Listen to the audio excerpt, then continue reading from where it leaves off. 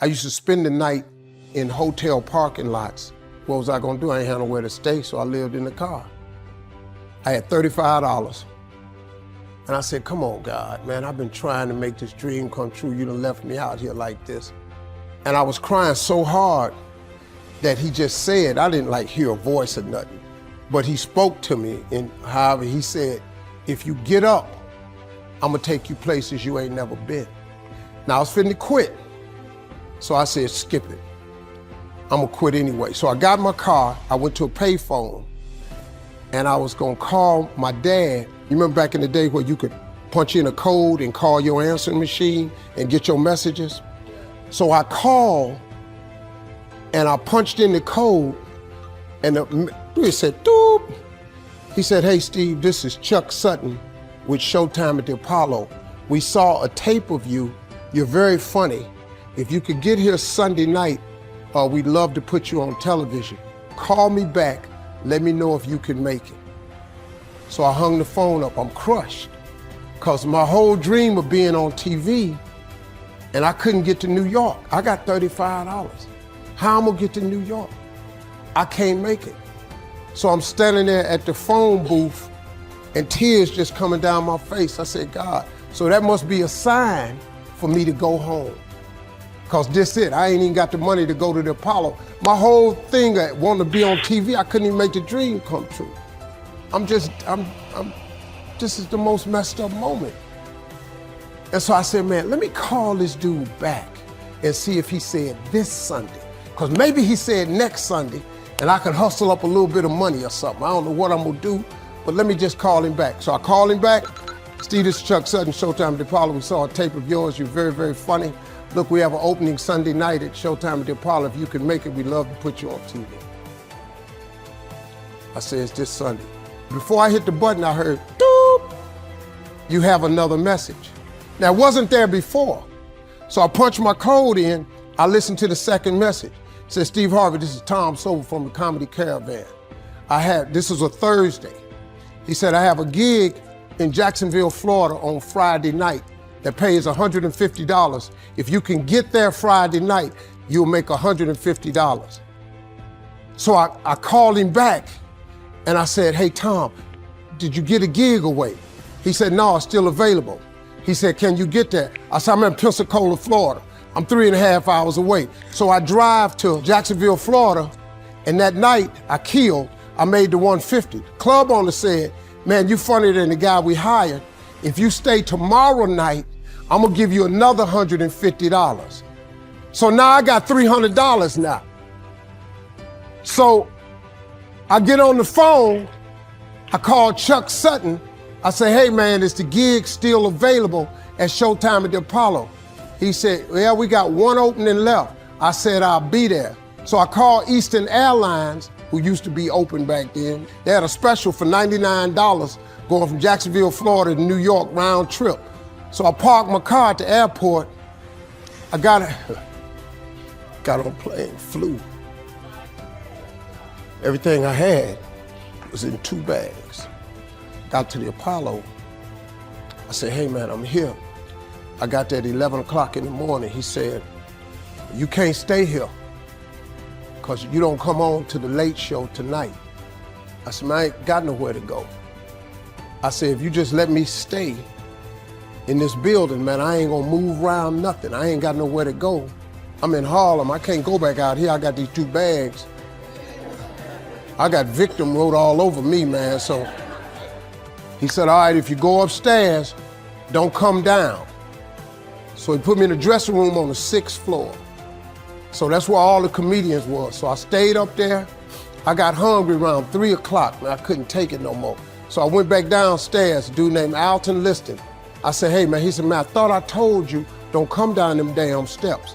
I said, hey man, I'm just hungry, man. I said, let me go to that KFC I saw in the corner. Just let me get some chicken. I'll come right back. He said, man, if you ain't back in 20 minutes, you ain't getting in this building. So I went, bought me some chicken, came back. So the comedians started coming in the building. They started coming up on the 6th floor. So I meet this guy named D.L. Hughley. I introduced myself, he introduced himself. I'm sitting there, another guy come in named Dwayne Johnson. Then this other dude walked in named Jamie Foxx. And I introduced myself. We don't know each other, ain't none of us famous. It's 1991, man. They gave everybody the lineup. I was on the last show of the night. I don't go on to 11 at night. I'd have had this 4 pieces of chicken. I'm starving, man. That chicken done wore off. I'm nervous, man. I'm about to throw up. D.L. Hughley went downstairs. D.L. Hughley got booed off. Dwayne Johnson got booed off. Jamie Foxx went down there and got booed. They booed Jamie, then Jamie started singing. And then they started clapping. And Jamie had their ass, then he went back to them jokes, and they got his ass. So I'm walking down the steps and I see Jamie sitting on the steps. I said, hey man, hang in there. He said, man, that ain't never happened to me before, man. This is crazy. This Jamie Foxx, man, one of the most talented people in all of comedy. And now, you don't even know how nervous I am, man. I can't even, my breathing is shot because these dudes been booed. So I walk out, I had wrote this joke. Mike Tyson had got in a fight in Harlem with this heavyweight named Mitch Green. Mike Tyson had hit the dude in the eye in the store. Now he was on the news, his eye was swollen. So the joke I wrote was, they was interviewing Mitch Green and he was telling everybody what happened, but his eye took over the interview. And I wrote this joke that his eye started talking and was just, I tell you what happened. The heavyweight champ's fist is coming towards my face. I just said, Lord, Lord, Lord. And I wrote this whole joke about this dude's eyeball talking. And when the punch came, and all this here, the Apollo, man, they went crazy. They lost their mind. I got a standing ovation, man. I walked off stage, man, just started crying. I couldn't believe it. They paid me. I made $750 for being on TV for one night. I'd never made $750 telling jokes in one night. And so that was my first television appearance. A couple weeks later, Sinbad was the host of the show. He got this job on Different World. And so he quit. And so Mark Curry became the host. And then Mark Curry got hanging with Mr. Cooper and he quit. And they came to me and said, would you come back to New York and host amateur night for us to just try you out? Oh, ain't no problem. And so I went to New York, I hosted amateur night and I was killing. But every time we went to commercial break, I was supposed to let the warm-up act take over like Ruben does. But I knew not to let the warm-up act do that because he would change the attitude of the crowd because the Apollo was a wild place. So I stayed out there. I did the warm-up and the hosting. And I created a bond with that audience. And that's how I got on TV. It was my very first TV show. I hosted Showtime at the Apollo. I ended up being the longest running host in the history of Showtime Apollo. I did that show for 8 years. Nobody ever did it for 8 years. And that was my turn back moment.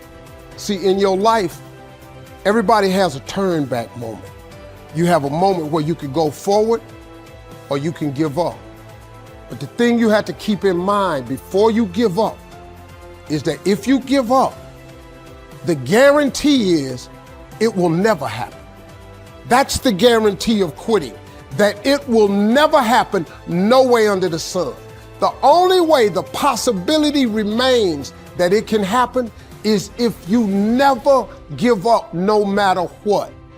Because God is always coming. He's never too late. At your worst moment, look man, when they told me I had to be in New York, I saw no way I could get there. But that God though, he make the phone ring. I end up in Florida, I make $300. Then I go to New York, I make $750. Almost got $1,000 out of nowhere. That's what happened to me. That was my moment of never giving up. That's when I first learned that faith was everything, that you have to remain faithful